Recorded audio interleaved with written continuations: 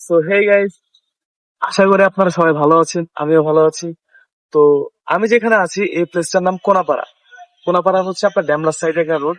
তো আচ্ছা, অনেকেই চিনবেন। যাত্রা পথে আমি একটা জিনিস লক্ষ্য করলাম, যার কারণে থেমে গেছি। থেমে গিয়ে আপনাদের জন্য শুধুমাত্র just only for you guys আমি এই ভিডিওটা করতেছি। এই পিঁপড়া ভাই, যাই হোক, পিঁপড়া বাদ। এখন কথা হচ্ছে, যাত্রা পথে একটা জিনিস লক্ষ্য করলাম আমি। সেটা হচ্ছে এই যে এই গাছটা, এটা কোনো সাধারণ গাছ না গাইস, এটা কোনো সাধারণ গাছ না। এটা কাপলদের, হ্যাঁ, এটা এটা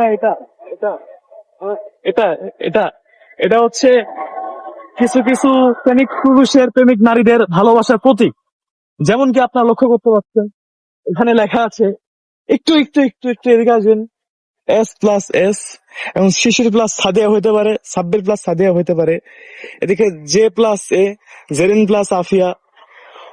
মানে কি বলবো, মানে নামের অভাব নাই। আপনারা যদি চান, ঠিক আছে, তাহলে অবশ্যই এখানে একবার একবার হলেও ভিজিট করতে পারেন জায়গাটা। এবং আপনি আপনার প্রিয় প্রিয় মানুষের সাথে এসে এই গাছটার ভিতরে আপনার প্রিয় মানুষের নাম এবং আপনার নাম একসাথে মাঝখানে প্লাস অক্ষরটা দিয়ে লিখে দিতে পারেন। তো এখন জিজ্ঞেস করতে পারেন, না আমি লিখতেছি না কেন? এখন আমি লিখতেছি না কারণ আমার কোনো প্রিয় মানুষ নাই ভাই। এখন থাকলে ভাই লিখতাম, নাই দেখা ভাই, আমি খালি দেখতেছি ভাই, ভিডিওটা করতেছি। যাই হোক, ওইসব কোনো গাইস কোনো প্যারা নাই। হবে আজকে, নাই তো গেছে কালকে হবে, হবে না এমন কোনো কথা নাই।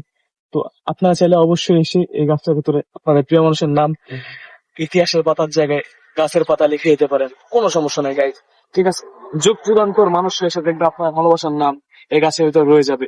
আপনারা মরে যাবেন, আপনার সন্তানরা মরে যাবে, কিন্তু এই গাছ থেকে যাবে, এটাই বাস্তব। সো এরকম ছোট ছোট ব্লগ পেতে আমার চ্যানেলটাকে প্লিজ একটু ফলো করে দেন, একটু সাবস্ক্রাইব করে দেন। এই কি মেরেছে, এই তো।